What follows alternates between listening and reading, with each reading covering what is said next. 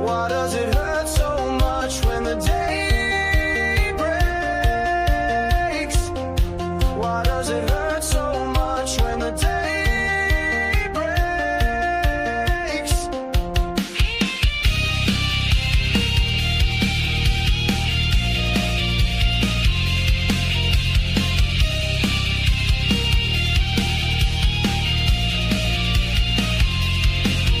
It's the Cornbread Man Morning Show on your radio. It's the Cornbread Man Morning Show. It's the Cornbread Man Morning Show on your radio. It's the Cornbread Man Morning Show.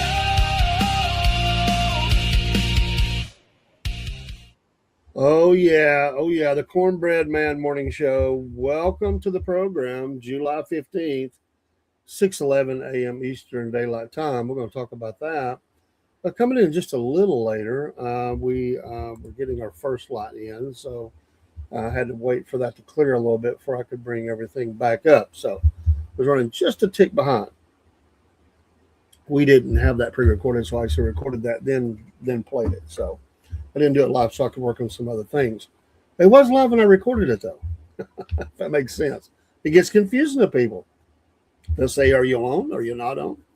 Are you there? Hello? Sometimes I'm sitting in my easy chair texting during a live show. I'm still commenting with them. It's just recorded. What we do is recorded live. Good morning, Roku, folks. And I don't know if anybody's out there yet. We haven't really promoted heavily yet, as we're still got some things to do there, but the live looks great this morning. All you Substack people, Rumble, Facebook, YouTube, Kick, Twitch, Instagram. Oh my goodness, who am I forgetting? There's several, I forget. Hello, Ryan. Shroom. Love you, man. Appreciate you. Hope you're having a great morning. Passed the House. And it's got to go through the Senate. The president says he will sign it. We won't have to change the time anymore. You know, I remember my mother-in-law. She really was my second mom. Wonderful. She would go on for weeks about it. I used to have fun with her. And it does affect people. I used to give her a hard time, and I would say, what's the problem? You just, it just affects you one day. She'd say, oh no. She'd say, it bothers me for weeks. I just can't seem to get, I'm sleepy all the time, whatever. It didn't matter which way it went. She said, I wish they'd leave it alone. She'd get aggravated about it. Well, she didn't live long enough to see it. But I think in my lifetime, I didn't think politicians can never get together on things. But it looks promising. I don't think there's enough opposition in the Senate to stop it. And the president already said he will sign it. And so we'll just stay on the same time. I was watching a video right before I came on the air, and they were showing the late, what that would mean for us in the area that I live.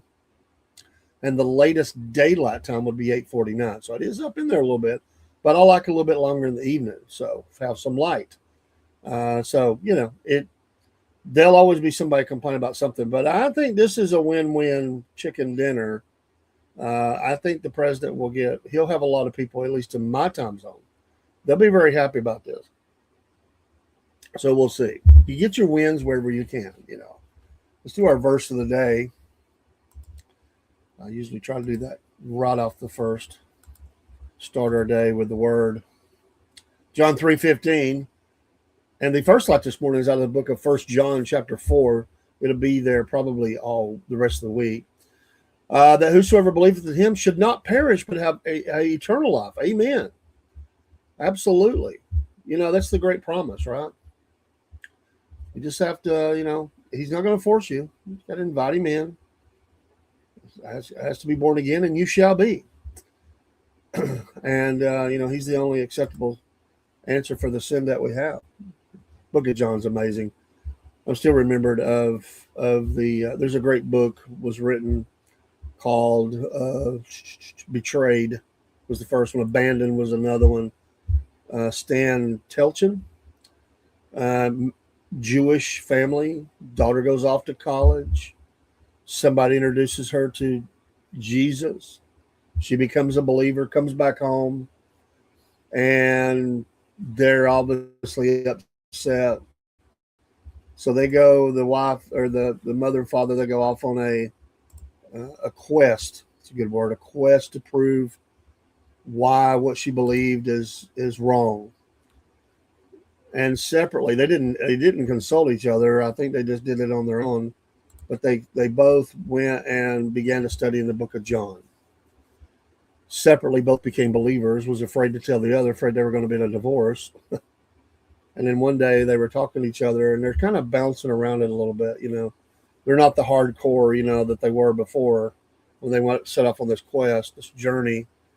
And then they're like, "Are we talking the same thing here?" I mean, it's like this realization that all of a sudden you're different, I'm different. What's going on here? And they both realize they're believers. Anyway, the other daughter, she never, to my knowledge, ever has converted, and she has come out against them. Won't have anything to do with their parents. To her, they're all dead. I mean, they've left the religion, and they're all dead. Um, and Stan Chelchin wrote a great book. Now, I don't agree, even in his. I mean, you get the messianic movement. Some of those can be hinky. There's some issues there, but he wrote a great book that was titled "Messianic Judaism is Not Christianity." It's a great book if you need some help, because there's a lot of Gentiles that have gotten caught up into this messianic movement. They're not Jews; they're Gentiles, and they try to act like they walk around with prayer shawls on. I mean, it's weird. I'm sorry, I just it's more Gentile than it is Jewish. Anyway, some of them may be full on. They're praising the Lord and doing some things. I think they still should change some things. But then there's some of them. They're weird. I just say that because they're not scriptural. They're not. Anyway, it's a great book. If you've not read it, he wrote several books. Interesting guy. National Days today. Today is National Nude Day. We're not practicing that. I didn't pull it up. It says popular. I'm sure it is. National Nude, Nude Day, Nude Day. Nobody needs to see that. But I guess someone thought it was a good idea. It's also National Mac and Cheese Day. I like me some macaroni and cheese.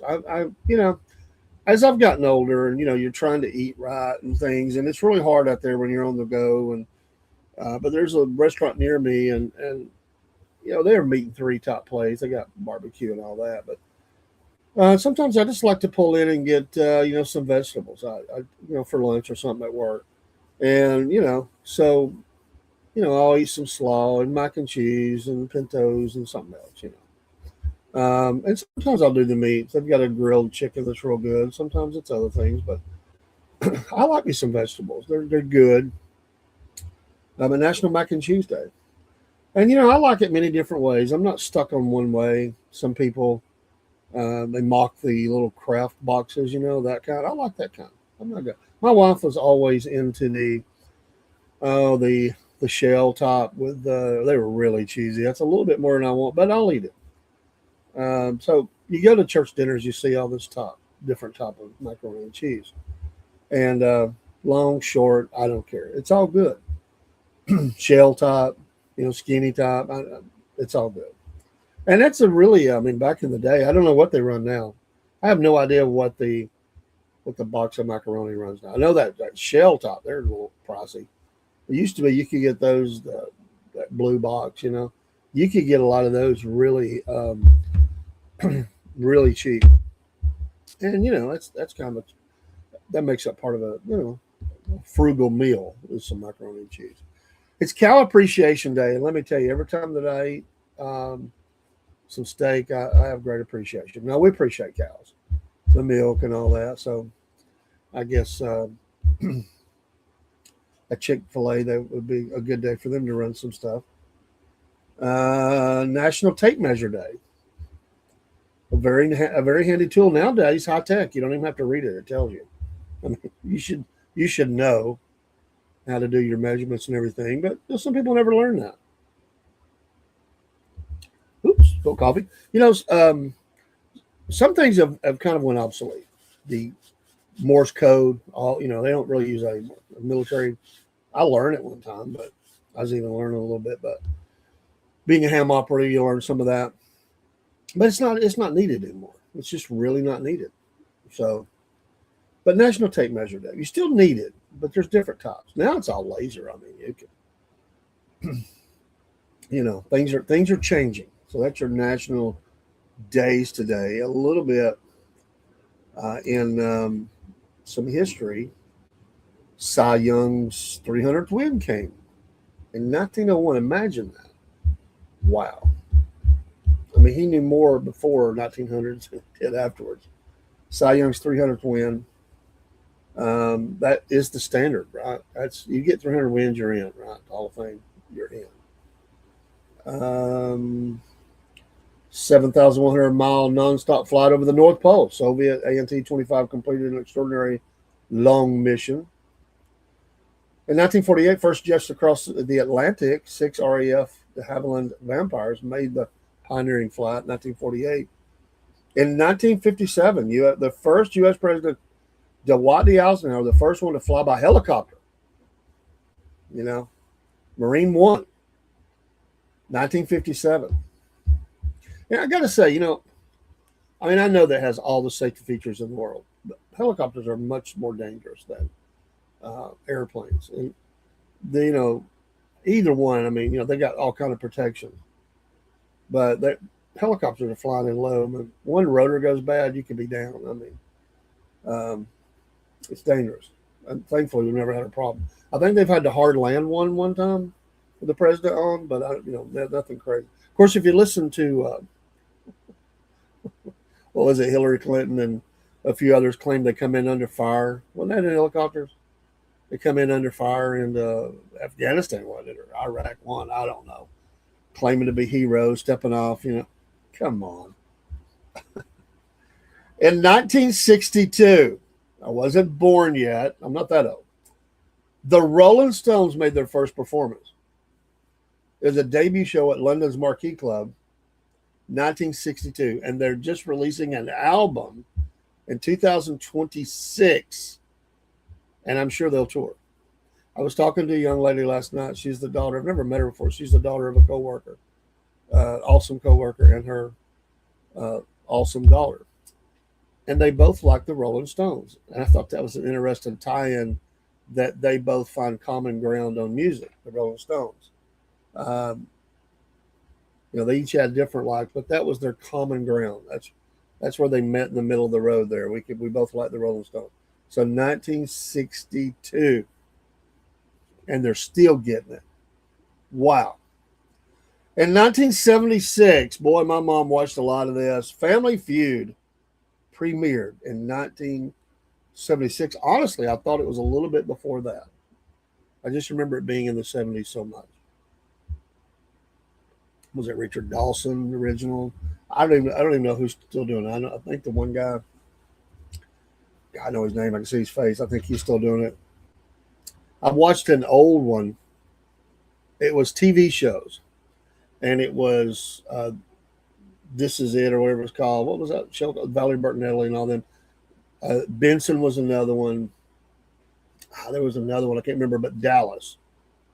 And Dallas won it was for charity. And Dallas won the event. So you had Larry Hagman there and Victoria Principal. And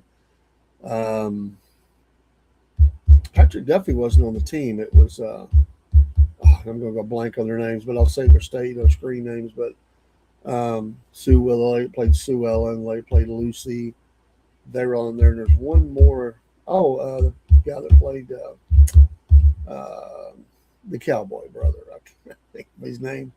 That was the team. So Patrick Duffy not on that one, but it was pretty. I never saw that when it originally came out, and that had to be probably around 79, 80 probably, because that's when it really got really big. So somewhere around there. In 2017, I remember this. The world's longest iceberg breaks off of Antarctica. It's about 6,000 square kilometers. That's a big chunk of ice. And in 2018, I remember this too. The world's longest fingernails were cut. Can you imagine going to a nail shop? I remember they were grotesquely long. I don't remember how long, but I remember that. National Eat Your Jello Day. The dessert was invented in 1897. I didn't know it went back that far. Always learn some things. Etch a Sketch was debuted in 1960. National Pecan Pie Day was awesome. I'm always down with that. George Eastman, founder of Kodak, born this day. Kent Colby pitched his 900th relief game. Remember him well. 1987. In 1997, the Cubs played 5,000th consecutive game without being no hit. Kind of a quirky baseball stat for you. And Geraldine Ferraro in 1984 became the first female vice president nominee of a major U.S. party. And there has been continued to be those. Okay, so I think that's enough for fun facts today. Let's look at, well, then we'll get into these. Let's look at some birthdays. We saw a couple there. Let's look at the birthdays. Let's get to the right day, though. Hold on here. That's not the right day.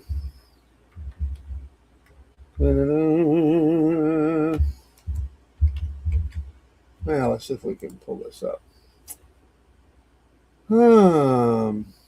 Some of them I just don't care to mention, but let's see. Maybe nobody today, but I want to mention. I usually have somebody. Maybe not today. It's maybe a first. I really don't see anybody that I really want to highlight today. So, well, there's one. We finally got it. And a great one. Linda Ronstadt. Can you believe she is 79 years old today? What a voice.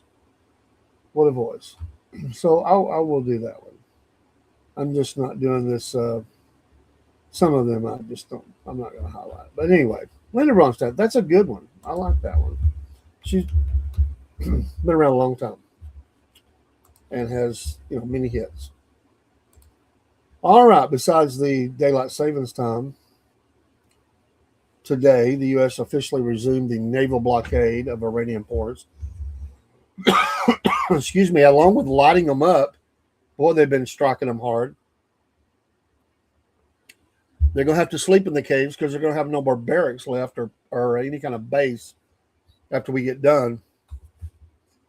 So that is now back in place. The president was rejected. I didn't think that he should. They're looking at something else to be able to charge the tolls, just like the waterway is clear for everyone, even though I know it's costing us a lot. If you want to keep the money that Iran has, okay, that's fine. I don't care. All ports, oil terminals, and coastal areas were declared that yesterday. The blockade applies to vessels entering or leaving Iranian ports, regardless of the flag they fly. So if your Canadian ship is there, it's not getting out. U.S. forces resumed the naval blockade against vessels transiting to and from Iranian ports and coastal areas. CENTCOM said on X, there are currently more than 20 U.S. Navy warships and hundreds of military aircraft operating across the Middle East. American forces remain vigilant, lethal, and ready. That's one thing I like about this Secretary of War. They don't mince words. Lethal. Just go ahead and throw it out there. Words have power. You want to try out little fast boats. Little fast boats. Go ahead and see how fast you are. It's like a game. Can you outrun the weapon? An hour after the blockade began, CENTCOM also wrote that U.S. forces began launching an additional round of strikes against Iran to continue degrading Iranian capabilities used to attack commercial shipping in the Strait of Hormuz. Now, they're little kamikaze drones. They're pretty fast. You saw a video of that. But surely with the technology we have, we can just knock those out of the sky. The strikes are taking place as American forces prepare to resume the naval blockade against Iranian ports and coastal areas. U.S. forces struck several areas in Iran during a 5-hour mission Monday night. U.S. forces successfully struck military targets across Iran, and they mentioned several cities. Common forces employed precision munitions against Iranian coastal defense systems, missile and drone sites, and maritime capabilities. Iran's Islamic Revolutionary Guard Corps said earlier Tuesday that it struck 2 non-compliant supertankers in the Strait. Well, you know what? Nobody cares about your little news release. Non-compliant. You're not the entity to decide what's compliant anymore. Iran also said it launched missiles and drones at U.S. military infrastructure in Bahrain, where the U.S. Navy's Fifth Fleet is stationed, and U.S. military outpost in Jordan. The more you do that, the more is going to come at you. The UAB, or that's the United Arab Emirates, defense minister said 2 Emirati-owned tankers were targeted by Iran. This is going to be the fun part. I don't like war. But this is the fun part. They're going to keep hitting their neighbors, and the neighbors are going to be begging to take part. I can see Saudi Arabia, Oman, Qatar, Bahrain, Kuwait, all them. They've all got some pretty up-to-date, not up to our level, but pretty up-to-date planes, fighter jets and stuff. And I can see them just lighting Iran up. I mean, they would say, Israel, stand down. We'll take the lead here. We're sick of them too. Bahraini authorities sounded sirens and urged residents to seek shelter.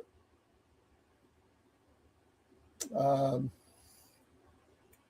Iranian deputy foreign minister accused Washington on Tuesday of trying to prevent Tehran from exercising what he called effective sovereignty over the Strait of Hormuz. Effective, I guess, meaning they're the only ones that can do it right. I think not. Quote, the passage of vessels is not important to the U.S., and the U.S. is not dependent on the Strait of Hormuz. And Trump has announced it many times, their foreign minister said in an interview aired by Iran's state broadcaster. One of Tehran Tom was there. The U.S. first imposed the blockade April 13th and lifted it June 18th after the MOU was signed. Of course, that was broken. Tehran has insisted that ships obtain permission and follow approved routes. I think their phone is not being run. Iran has attacked ships that failed to comply with its orders, and at times has declared the strait closed. But again, it's not closed. There is danger, but it's not closed. President warned Tuesday that the United States would strike bridges and power plants in Iran next week once Tehran returns to the negotiating table. So that's an escalation. They call that the tightening, just continue to put pressure and tighten.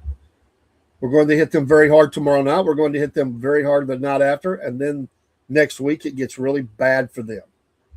Because next week comes the power plants. Next week comes the bridges. We're going to knock out all their power plants. We're going to knock out all their bridges unless they get to the table and negotiate.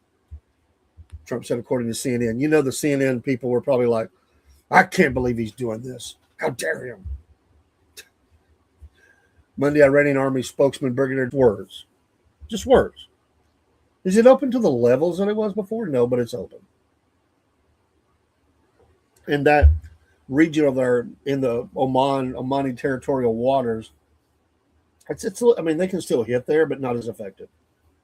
And then Oman's not going to be happy with that. So they just found out that they nobody's listening to them. Nobody cares. And the U.S. is taking it to them. And that's going to continue to happen. It's just going to continue to happen. And some other news. Dems shall stall expansive defense bill aimed at amid the Iran fight. Senate Democrats on Tuesday blocked consideration of the annual the NDA, which we know as the National Defense Authorization Act. This is always a big one. It's massive. It always has a lot of things plugged into it. They're arguing Congress should not advance the sweeping defense policy bill while the president has renewed military campaign against Iran continues. Without a new authorization from lawmakers, they so want to tell him to stop and mean it, and they can't do it, and it drives them crazy. The Senate vote failed 50-46, falling short of the 60 votes needed to win debate on the measure, according to The Hill. with Democrats opposing the procedural move and Republicans backing the legislation. That's at thin margin. Don't have the 60 votes. Senate Majority Leader John Thune, Republican South Dakota, voted against advancing the bill after initially supporting it. A procedural move that allows him to bring the measure back to Senate floor for another vote at a later date. That's because they didn't have the votes. So that's all part of this making sausage of putting bills across, getting things passed into law and all that. Several Republican senators were not present for the vote, but Republicans still needed Democrat support to reach the 60. Senate Minority Leader Chuck Schumer, Democrat New York, urged Democrats to oppose the measure, arguing the NDAA should not become approval for the administration's military operation against Iran without a congressional debate over the use of force. It's not going to happen, dude. That's not going to happen. You're not going to get your hands on that. The way this is played out, it's no declaration of war. I don't think there's any pathway for them to stop it. The NDAA cannot become a permission slip for continued military action. I bet he thought that was cute when he came up with that.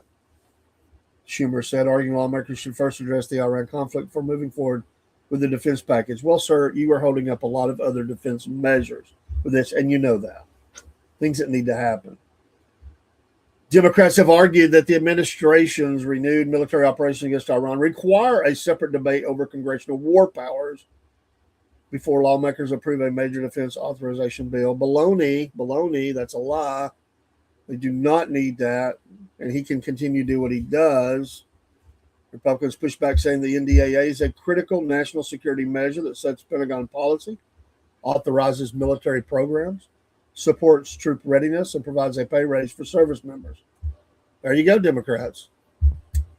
Supposed to be for the people, holding it up.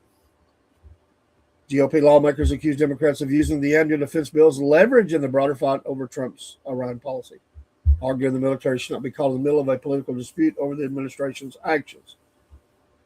The NDAA has become an annual congressional tradition. The lawmakers passing a version of the bill for the more than 6 decades. The measure sets broad military policy and authorizes defense priorities. It has historically advanced with bipartisan support. It is often considered a must-pass piece of legislation, and it will, but they'll delay it as long as they can. This year's fight over the bill has become entangled with a broader political battle over Donald Trump's Iran campaign and congressional war powers. The failed vote leaves the defense bills temporarily stalled, but Thune's procedural maneuver allows Republicans to attempt to bring the legislation back to the floor as negotiations continue. The negotiations is who gets bought off.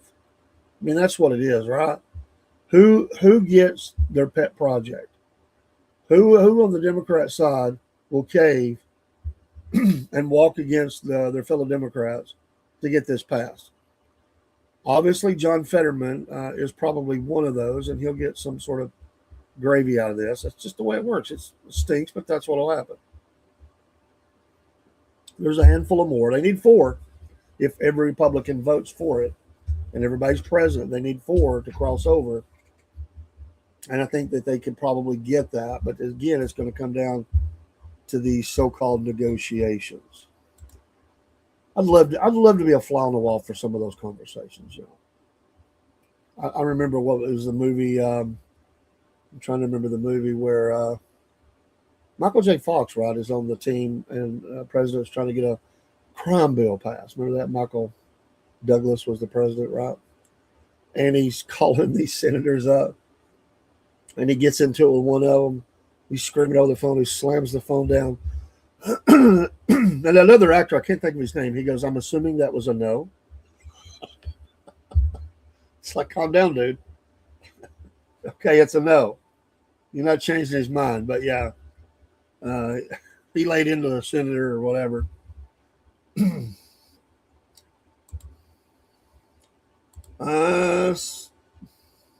Texas Attorney General Ken Paxton was in the news yesterday. I caught some of this.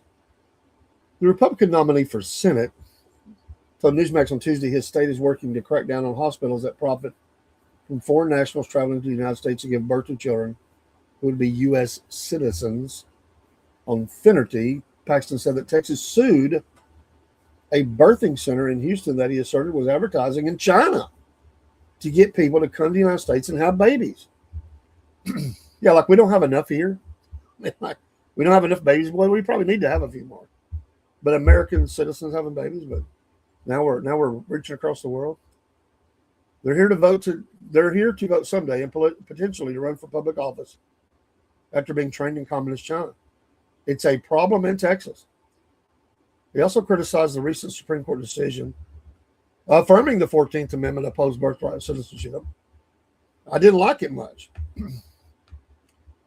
The Texas Attorney General said he's looking into reports the Chinese government is paying for children to be born here, leaving them indebted to the Chinese Communist Party when they get older. Quote, we may find the answers as we go through the litigation, but I am certain this is going on, Paxton said. Why wouldn't the Chinese, why wouldn't the Chinese Communist Party do that? If they can infiltrate the country just by having people come over here for a few $1,000s, have a baby, go back and train them in China, then set them up not just for voting, but for running for office, for running our country, what better way to infiltrate the country? And it's a long-term plan, but it starts, after 18, 20, 25, 30 years. So I'm glad they're looking at all these, They should be looking at all that. Trump is going to push for Blanche's push Senate to confirm the Attorney General. He praised the acting Attorney General on Tuesday, touting his leadership at the Justice Department, while urging Senate Republicans to swiftly confirm him as the nation's Attorney General. Of course, the president posted on Truth Social a lot, and he did on this. It was a lengthy post of which it said he credited with Blanche with overseeing a sharp decline in violent crime, highlighting what he described as the lowest murder rate since 1900, a record one-year drop in recorded murders, increased violent crime arrest, and the seizure of more than 500 million daily doses of illegal drugs. Todd has fought hard for religious liberty, ended the weaponization of our justice system, protected free speech, kept men out of women's sports, strengthened election integrity, and gone to all-out war against fraud like nobody in the history of the Department of Justice. He also highlighted his role as his personal defense attorney during multiple criminal prosecutions brought against him before the 2024 election, saying Blanche, quote, stood by my side and fought off the lawfare and calling on every Republican senator to vote to confirm him ASAP. Blanche is a former federal prosecutor who did represent Trump in several high-profile criminal cases. He has sought to project stability and professionalism at the Justice Department while advancing Trump's policy agenda. Blanche has emphasized restoring public confidence in the department, focusing on violent crime, immigration enforcement, and combating drug trafficking while avoiding the internal controversies and ethics issues that have dogged previous administrations. If he can do that, he will do very, very well. Yesterday, the president was ordered and was transferred. He lost his appeal, multiple appeals, I believe. He did transfer the almost $6 million to the lady who had sued him for in the criminal case. He didn't get, or the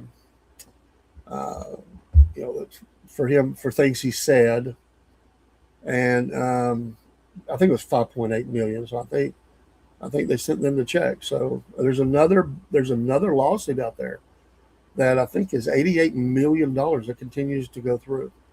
So she got a check of 5.8 or however they do such things, money transfer nowadays, whatever. But that's what she got.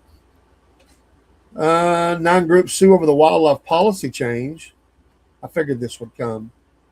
The recent decision to rescind a more than 50-year-old definition of harm imperiled wildlife in a complaint filed in Seattle federal court.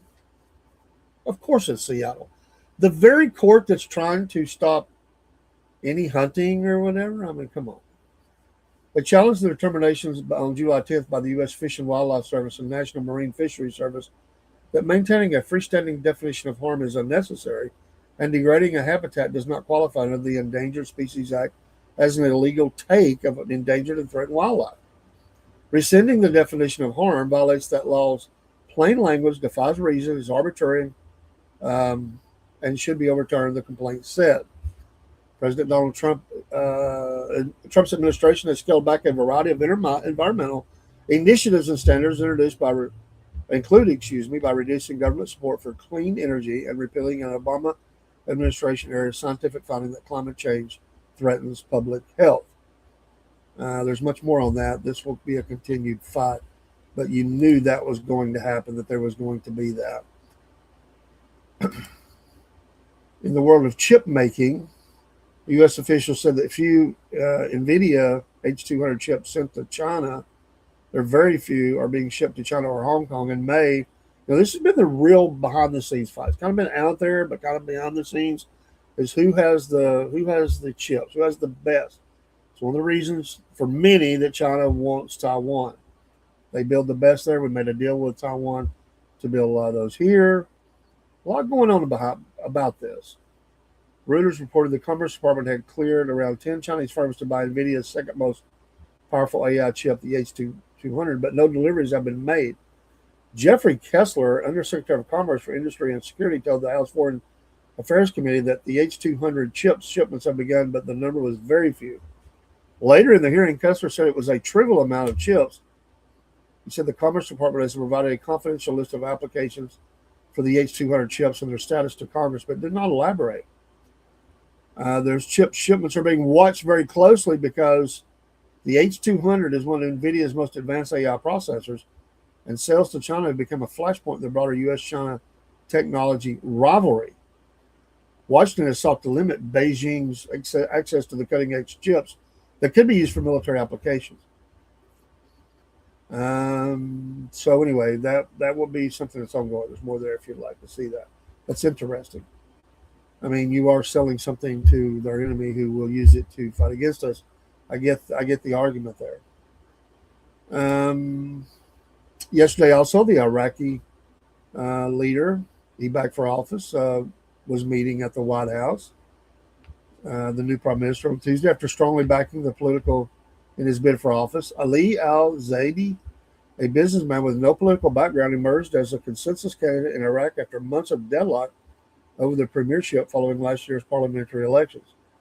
When al-Zaidi was formally installed as prime minister designate in April, Trump said at the time that it was the beginning of a tremendous new chapter between our nations.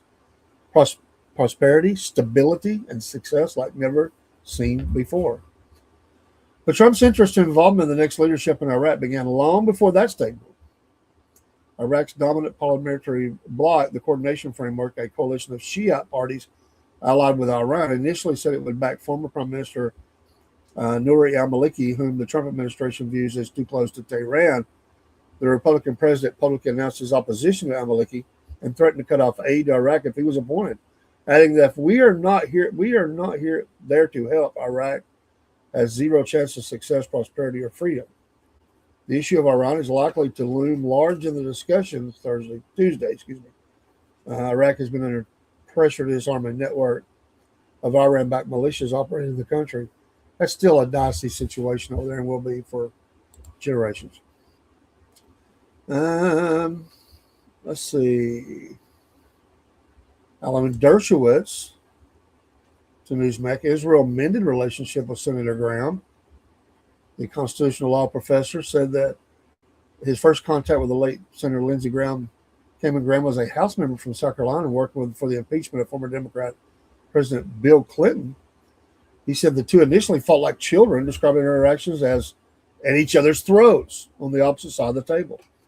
But Dershowitz said over time, they became the best of friends. We really came together for Israel. He said Graham showed an understanding of issues facing Jews and Israel better than nearly anyone or everyone in Congress. Quote, he had the best understanding of Israel of any member of the United States Senate with some exceptions. He understood Prime Minister Benjamin Netanyahu. He understood his strengths and his weaknesses. He understood President Donald Trump, and he was able to bring people together, Dershowitz said. He said Graham's capable use of humor helped him to connect with everyone.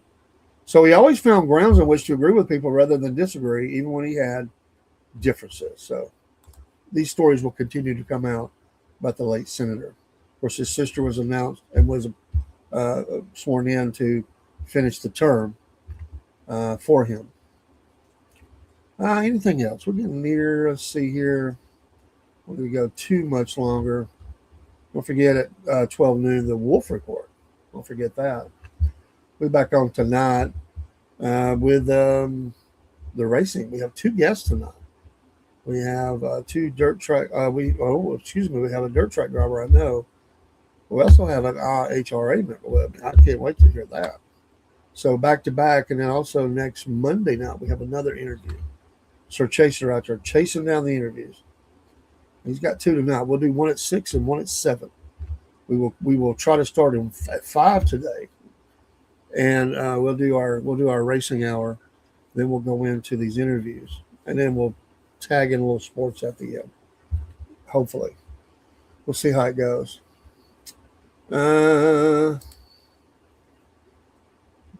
Anyway, I think that's good. I would pay attention to the news today about these strikes in Iran. That's going to be a flashpoint, and what's going on this fight over the National Defense Authorization Act. That's always big, and we'll see what happens with some of these things. It was 5.6 million, by the way. I said 5.8. Excuse me. E. Jean Carroll, she was paid. So, so she was paid the 5.6. There's another 88 plus million that's being fought over. So, a big payday.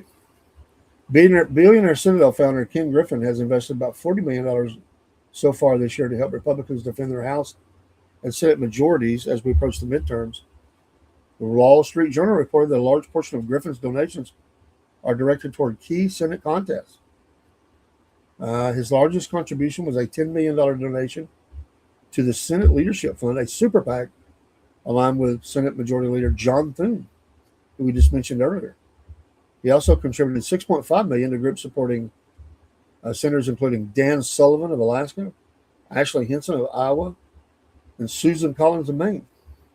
Sullivan and Collins each received a backing through $2.5 million donations, while the group supporting Hinson received $1.5.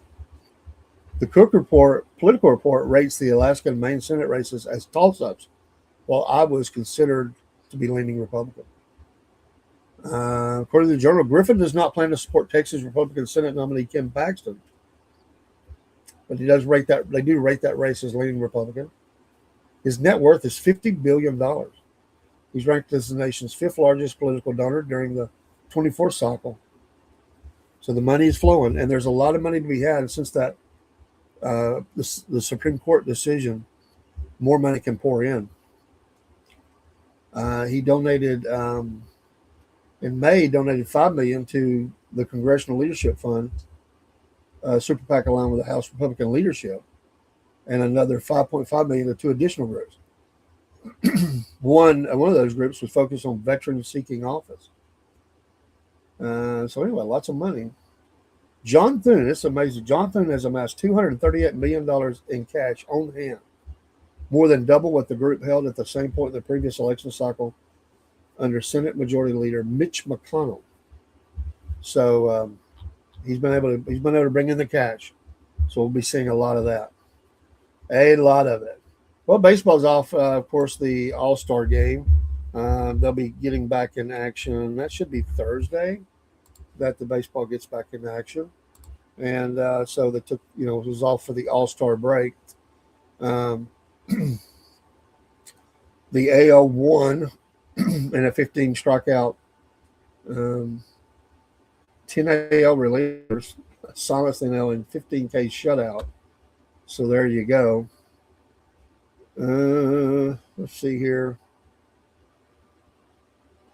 The 76ers are trying to make moves to get LeBron to come there. A lot of rumors he's going to Cleveland, but there's others mentioned as well. Let's see. How about this one? Here's an interesting sports. A set of 21 signed presidential baseball sells for $3.055 million. They feature every president of the United States since Theodore Roosevelt, They were sold via Hunt Auctions, Major League Baseball All-Star Live Auction, for over $3 million. Some of the balls include letters of provenance, like the 1918 signed Theodore Roosevelt ball, which includes a letter from Edwin Collins, the son of former president of General Motors Cadillac Division, who received the ball as a gift when he turned 18. The ball is one of only two known with Teddy Roosevelt's signature. That's pretty cool. The John F. Kennedy signed baseball and accompanying Whitey Ford letter details how. In the early 1960s, during an exhibition game in Palm Beach, Florida, Secret Service agents escorted Whitey Ford, Yogi Berra, Mickey Mantle, and Tony Kubek via limousine to Joseph Kennedy's home. Ford brought 12 baseballs, and John F. Kennedy signed 3 for each player, according to the auction house. This is the only ball that remains. Wow. That's pretty impressive. How would you like to have that on the wall? Amazing. That's, and it's a big tradition. I wonder what happened to the other balls. I mean, they just get destroyed? Like somebody just threw them away? I mean, they're not there? That's crazy. But somebody, whoever bought those, that's pretty nice to have on the wall. Protected, I would assume. And I'm really, honestly, I'm almost surprised they didn't go for more. That's a unique collection. They'll only go up in value. So 4-0, the American League over the National League.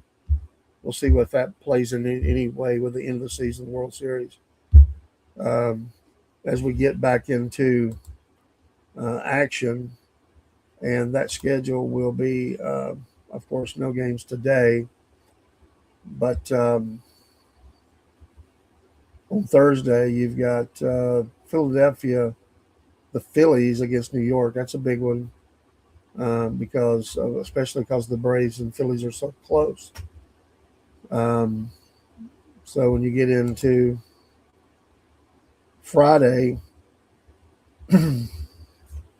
Atlanta will be hosting Texas Rangers at the park, 7:15.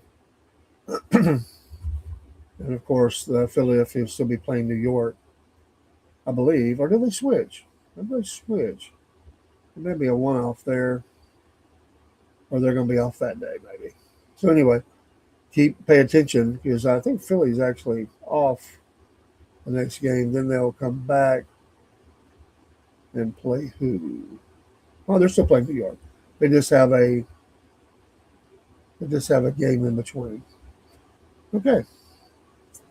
So we'll see. And another big matchup beginning Friday is the LA Dodgers against the Yankees. That's at New York. Well, that's must-see TV right there. Some good games, though. Some really good games. So that'd be one to watch, though. That'd be definitely one to watch. Tampa Bay at Boston, that's another cool one. So anyway, we'll pick up back on the sports, on the baseball part. And don't forget tonight, racing, all things racing. Dean back in the house. I'll keep praying for his family. I talked to him yesterday. She's doing better. Still needs lots of prayers.